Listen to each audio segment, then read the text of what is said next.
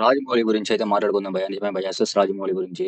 రాజమౌళి అయితే ఒకసారి దేవుడిని నమ్మనంటాడు. ఒకసారి నమ్ముతానంటాడు. ఇంకొకటేందంటే నేను కృష్ణుడిని నమ్ముతాను, రాముడిని నమ్మనంటాడు. నాకు అంటే దేవుడు అన్ని అవతారాల్లో నాకు కృష్ణ అవతారం ఇష్టం. అంటే రాముడు అవతారం నాకు ఇష్టం ఉండదంటాడు.